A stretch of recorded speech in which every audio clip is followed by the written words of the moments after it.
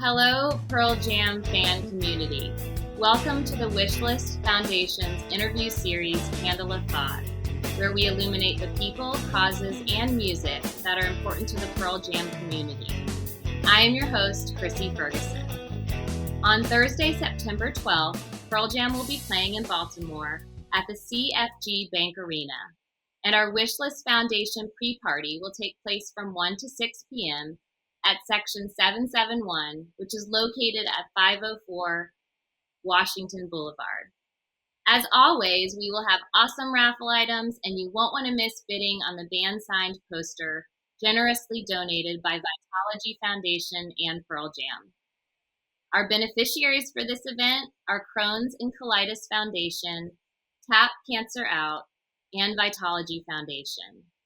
Today, we are so excited to have Marissa Spratley, who is the Fundraising and Volunteer Engagement Manager with Crohn's and Colitis Foundation, and Rochelle Dallons, who is a board member of Crohn's and Colitis Foundation, but she's also the CEO of Yield Bookkeeping Services and our generous sponsor for this Wishlist Foundation pre-party event in Baltimore. So I just want to welcome you both. Thank you so much for chatting with me today. Thank you. Thank you. So Marissa, I'm going to start with you. I'd love to know how you became involved with the Crohn's and Colitis Foundation. Sure. So it's a pretty funny story because I'm a Crohn's patient myself. And so I got involved right after I was diagnosed around 2017. I went to my first Take Steps walk that the foundation hosts. And I realized pretty quickly that this was my community of people. And I was surrounded by other people just like me. I felt very welcome and at home with everyone at the walk. And so I quickly learned that I wanted to be a volunteer. I wanted to join the board if I could. I wanted to get engaged in any way. And so I reached out and I started volunteering for the organization for a couple years before I officially came on board actually as a full-time staff person in 2021. And so since 2021, I have been working in fundraising and working closely with our volunteers and our board members to plan events and really just fundraise as much as possible for our mission. That's great. And I know that you mentioned that you have Crohn's yourself, and our community has learned a little bit about it through what Mike McCready has battled. I know some of the things that you had written on, when you were fundraising on your page was that what people don't think about maybe is the isolation that you feel when you're going through this. And there's so much more than the pain and the discomfort. But can you tell us a little bit more about what patients who are suffering with Crohn's and colitis might be going through? Definitely. I can say it is a different experience for every patient. There are a lot of commonalities and things that we all go through, but it's definitely very individualized. So a lot of the time it starts with just severe stomach pain, maybe diarrhea, blood in your stool, vomiting, nausea, things of that sort. It can also even just start with something like a common infection or common cold when your immune system is really working very hard. And then pretty quickly patients are forced to come to, a decision and see a specialist to kind of get treatment for that.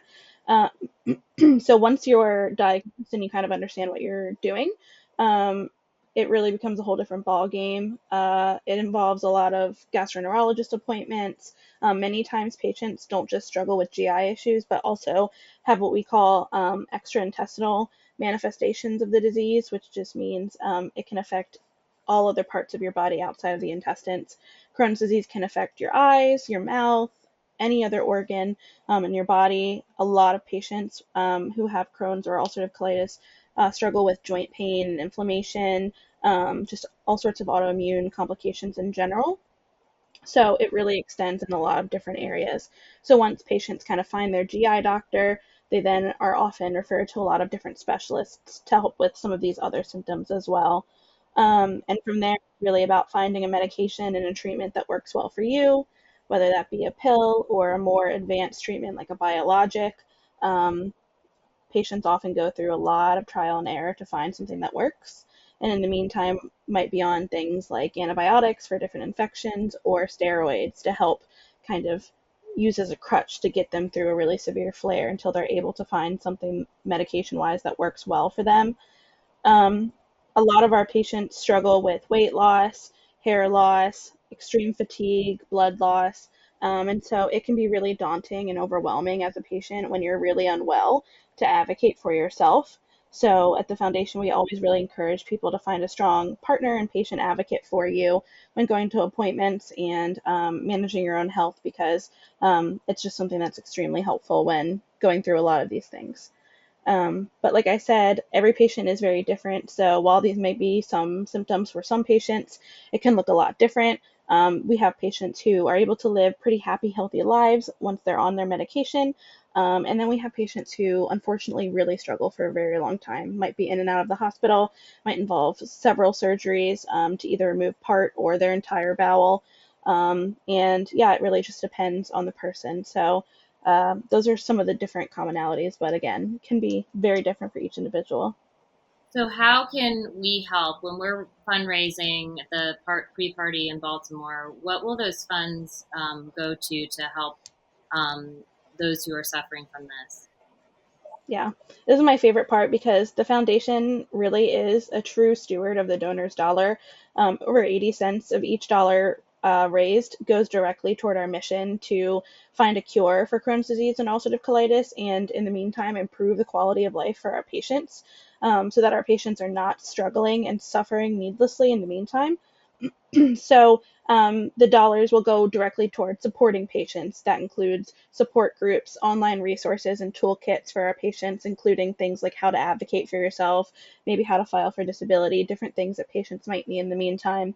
And then it goes directly to research. And our research is just really incredible. We're doing some amazing things that not only are looking for a cure, but are also trying to improve the quality of life for patients right now while we don't have that cure. So our dollars really are valued. We're very grateful for any partners that we work with, any of our donors, because we understand that every dollar raised is another dollar closer to finding a cure. Absolutely. And so, Rochelle, this is where I think you come in because you have agreed to be a sponsor of this Wishlist pre-party. And so being a board member with the Crohn's and Colitis Foundation, I imagine this was the pre-party that you knew you wanted to sponsor. Well, I'm also a Crohn's patient, and I've had Crohn's disease since I was 15. I was diagnosed in 1987, and I became a Pearl Jam fan with 10 right after they got popular back in the early 90s. So here I am. I'm a Pearl Jam fan. I have Crohn's. I'm learning more about the band, and I learned that Mike McCready has Crohn's disease too. And that was like, whoa, like worlds colliding. And I was very, very interested in that. And so that is really my connection between the Crohn's and Colitis Foundation and the Wishlist Foundation.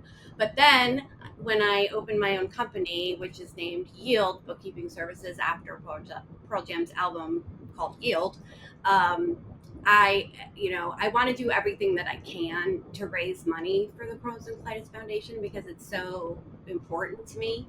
That I brought up sponsorships to Laura, who is the head of Wishlist, and I don't believe they've ever done it before. I think I'm the first one. So I'm very excited that my company is able to sponsor the party. We'll be there with a table, fun giveaways. I believe Marissa has a volunteer coming to have lots of information about Crohn's disease, colitis, and how you can help. And I'm very super excited because it's just so much of a part of my life, and to be able to help and be at a pre-party at the same time is just amazing. So I'm super excited. Yeah, we're very excited to be offering these sponsorships now, and you are the first one to do that. So very exciting. And we'll have some information coming out about that for other people who might want to sponsor a future event. But tell us a little bit about Yield. And I also love your story because we've chatted before about how you came up with the name and kind of your background with, the band and Mike McCready and all of that. But tell us a little bit first about your company, Yield. Yeah, so Yield Bookkeeping Services, we've been in business now for 11 years. We're located in Northern Virginia. We service clients from all over the United States, and we even have some European clients now. We do full charge bookkeeping for small and mid-sized businesses. Basically, there's kind of a gap between having a small business and getting your taxes done by your CPA. So there's that middle ground where you might start your own business and be very excited about starting your own business, but you have no idea how to do your books, how to track your income, your expenses, how to generate your financial statements so that you can file your tax return. And that's where we come in. We are QuickBooks experts. We can get you set up in QuickBooks and reconcile your books every month for a very affordable price. And we can do that no matter where you are located. And we do already have some Pearl Jam fan run businesses. So I would love to have more. It just makes my heart happy to be able to service some of my friends and fellow Pearl Jam fans. Well, that's great. Well, everybody will have to come and check out your table and talk to you for more information. And also, just to throw out there, Yield gives $100 for any business that's referred to us that signs an engagement letter. So even if you don't own a small business, you might know somebody that needs a bookkeeper. And if you refer them to me and they sign, you get $100. Wow. I love it. Mm-hmm. I love it. So Yield was a clear, name for you, right? Being a big Pearl Jam fan. Yes. Oh, yes. That was when I was trying to figure out a name.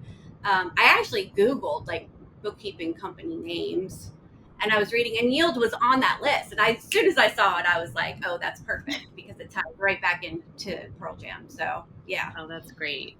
Well, we thank you both so much for your time tonight. And Marissa, I know we're not going to see you. Tell everybody a little bit about what you're going to be up to, because you're going to be busy with the Crohn's and Colitis Foundation on the same day. Yeah, so the Crohn's and Colitis Foundation has over 6 events a year that we host in the DMV to fundraise for our mission. And so we actually have an Annapolis event on Thursday evening at Annapolis Yacht Club, and it's called Crafting a Cure. So it's all about raising as much money as we can with every over 80 cents of every dollar going back to our mission. So we'll be over the water at Annapolis Yacht Club, enjoying the evening, having some craft cocktails made by some celebrity bartenders, and honoring 2 really incredible honorees, another patient board member, and unfortunately, a young woman who passed away last year from the disease, where it will be passing the honor to her family for a legacy award. So we're really grateful to be able to share our mission with all of you today, because it really is can really change your life. And unfortunately, not all patients are as lucky as Rochelle and I might be today. So we want to raise as much money as we can for those patients and to advocate for them in the future. That's great. So we have 2 important events on September 12th. And where can, if people cannot attend, like myself, unfortunately, got to go to the Philly show, but if we can't attend your event, Marissa, or Rochelle, we can't be at this pre-party in Baltimore, where's the best place to donate? And what's the website information you could share with us? Yeah, so we have a few different options. You could, for the event on Thursday, go to marylandcraft.org and you can make a donation right on that webpage. You can also visit crohnscolitisfoundation.org and search for our DC chapter. You can make a donation right online. Okay, great. All right, well, we hope to see you all there, either at Marissa's event or our event at the Wishlist pre-party. We're raising funds for very important organizations. And again, ladies, we thank you so much for your time tonight. Thank you so much. As we discussed earlier in the interview, Tap Cancer Out will also be our beneficiary at the Wishlist Foundation pre-party in Baltimore this Thursday, September 12th. I would like to welcome Jon Thomas, Executive Director of Tap Cancer Out, to our interview series, Candle of Thought. Thank you so much, Jon, for being with us today. My pleasure. Thanks for having me. So, Jon, tell us a little bit about how your organization began. I know there is a story about your nephew in 2006 and how his life and his story inspired you to do something to help the cancer community. And can you tell us a little bit about your nephew and how his story inspired you? Sure. Yeah. So, like everybody, my life has been touched by cancer in a lot of different ways. And even though most times it's not directly us, although sometimes it is, it's oftentimes the people that are closest to us. So, my nephew Michael was born in 2006. Um, and he was diagnosed with leukemia at about 3 months old. So he basically had it in utero. He fought very valiantly, but that December he lost his battle. So it was just before, I believe, his 9-month birthday. So, that was obviously really difficult for our family.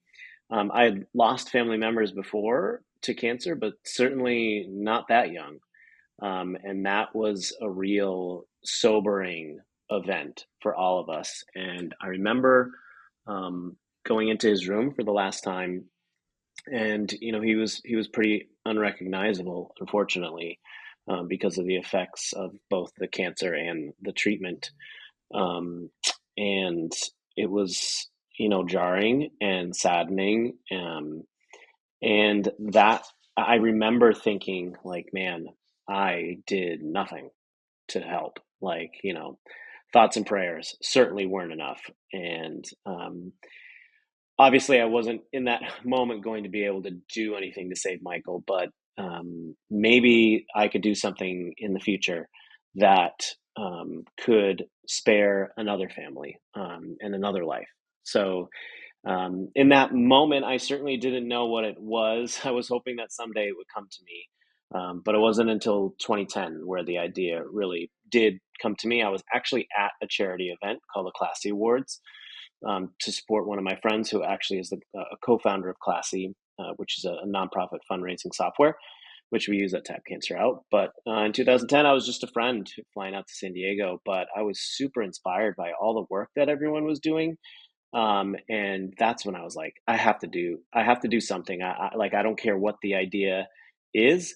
I'm not leaving this seat until I come up with an idea. So it was sort of just combining my passion for Brazilian Jiu-Jitsu at the time with my hatred for cancer, and we'd call it Tap Cancer Out, and I'd figure out what it was. So, now it's 14 years and over 100 events later. It's been a wild ride for sure.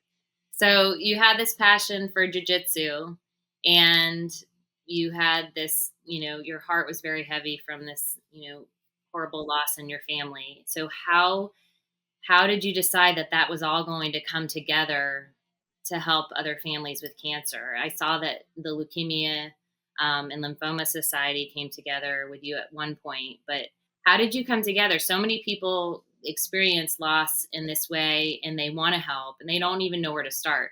And it's amazing that you were able to come together and have this organization begin. So tell us how it all came to be. So after I sort of left that room with the idea, it really took us 2 solid years to figure out what exactly we were going to be. But what I told myself was that I wasn't going to wait for the right time. Certainly, if I was going to start some sort of jujitsu organization, to do it as a blue belt, which is only the second belt, I had only been training since 2008. So at the time, like 2 years. So I was still very much green. not to use color puns here, but I was very young in my jiu-jitsu journey. It wasn't like I was some established black belt with multiple academies and world championships, and I was going to start a movement. I was just a guy. But I was like, there's never going to be a right time. There's just never going to be a right time. So let's go. Let's do it. Let's figure it out. And it took a long time. We had a lot of stops and starts. We had a lot of failures.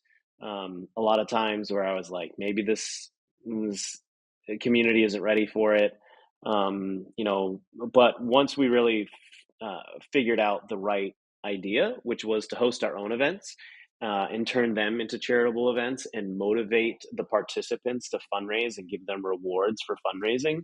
Once we sort of figured out that model and we had our first event in 2012, which raised almost $20,000, and I was expecting maybe to raise a couple thousand or something.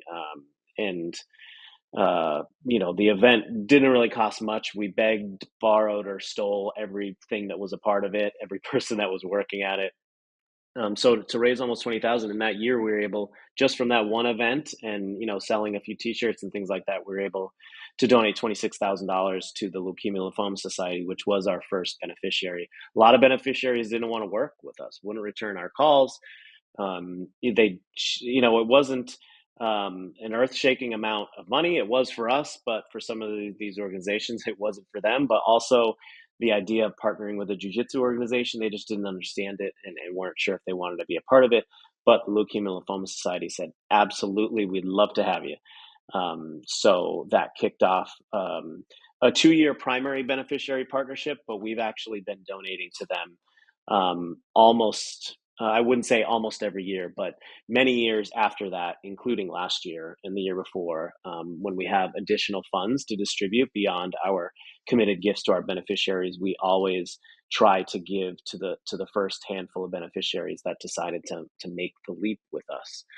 It was really just about getting started and figuring it out along the way and not really letting the failures stop us. Right. So your students have this goal, and when they sign up to do jiu-jitsu, do you present them with this goal of raising money, or is this an optional thing, or how do you present this to your students and those who are participating? So we're hosting 20 events now across the country, live events. We also have Global Grappling Day, which is sort of a virtual event that anyone can take part in. Fundraising is optional. So we have to be two things at once. We have to be a nonprofit, but we also have to be a jiu-jitsu tournament organization, just like every other organization that hosts tournaments. So we have to do both really well. We can't, just lean on the fact that we're a charity for the event to be low budget and bad referees and things like that. So still has to be high production value, high quality. We want as many people there as possible to make sure the brackets are nice and full and things like that. So we don't want to limit the attendance. So it is optional. About 30 to 40% of the competitors will opt to fundraise. The average fundraiser raises about $400, and the more they raise, the more stuff they get. So at $250, they're competing for free, which is really enticing for folks because jiu-jitsu is a bit of a cost prohibitive sport, at least to compete in. It can cost anywhere from like $75 to $100 to compete in a tournament. So that's really hard to be doing every weekend. Not only hard on your wallet, but hard on your body. So being able just to compete for free and also make an impact is great. And then we have perks going all the way up to folks who raise $10,000 go on a jiu-jitsu inspired vacation with us, which we call TC Oasis. And we have about 15 to 20 people that earn that every year. So obviously a number of people take it very, very seriously and have incredibly moving stories. And they're literally fighting for those in the fight of their lives when they step on our mats. But we've started to extend, because what we really do is motivate passionate communities to create impact through the things that they love. So we've also actually hosted golf tournaments and other things. So we've done this sort of in the golf community. Jiu-jitsu was just the thing that I was doing at the time. I mean, if you love rock climbing, you could go do the exact same thing in rock climbing if you wanted. I have a counterpart in wrestling, who does a very, very similar thing for wrestling, but we trade ideas all the time because rising tide lifts all boats. I encourage anybody to do this through their passion. So what you guys are doing is exactly that, through your passion for Pearl Jam and the music and the message, uniting this community to come together to create impact. It's very moving because it's exactly what we're doing, but for the jiu-jitsu community. Of course, our beneficiaries impact certainly not just the jiu-jitsu community. They impact the world. We have 10 beneficiary organizations, and so the funds that we provide to them at the end of the year obviously support research grants. We do a lot of pediatric research as well as others, but also equipment, training, travel, covering costs for travel. Christopher's Haven in Boston provides housing for kids who are going through a very specific type of cancer that are being treated in Boston. Camp Sunshine and First Ascents both have amazing experiential events for families and young adults dealing with cancer. So we try to choose our beneficiaries in a way that sort of creates what we call a tapestry of impact. So it's not one specific thing. It's not one specific cancer. It's not every cancer. It's not everything, but maybe someday. But for right now, we have this nice sort of array of impactful endeavors that our beneficiaries are working towards. So every event, every major donation, everything like this with Pearl Jam and Wishlist Foundation, that this is exactly what allows us to fund all of these, the beneficiaries and the events that we host. Okay, great. So for those who cannot be at the Baltimore pre-party, how can we help Tap Cancer out? Is there a website? What is the best way to donate? Give us all that information. Yeah, so just tapcancerout.org. Let's go, just like that. Tapcancerout.org. There's a donate button there if you just want to donate directly. Obviously, we encourage people to fundraise. Global Grappling Day it sounds very jiu-jitsu. Obviously it is, but literally anyone can set up a fundraising page and fundraise on behalf of our cause. If you're just interested in finding a way to go out there and do whatever you're passionate about and raise funds that get passed through to 10 amazing beneficiary organizations, you can always just get involved with that. We actually started Global Grappling Day in 2020 during the pandemic. We couldn't host events, so this was our way. Other nonprofits were canceling their 5Ks, but telling them just run 5 kilometers in your neighborhood. We don't have to all do it in the same place on the same road. So that was our model, but not everyone even had a partner to safely do jiu-jitsu with. So some people picked up trash, some people went for a run, some people just did solo drills in their garage. It really doesn't matter what you do. If you're fundraising and making an impact in the world, it can, really enrich your life. So whether it's just a donation, whether it's fundraising, whether it's buying a shirt, we have a store where you can get all sorts of merchandise, very comfy, high quality merchandise that also looks good. You can get that too. So, or just spread the word, or volunteer at our Baltimore event, which we have every year in the spring, which is always fun at the convention center.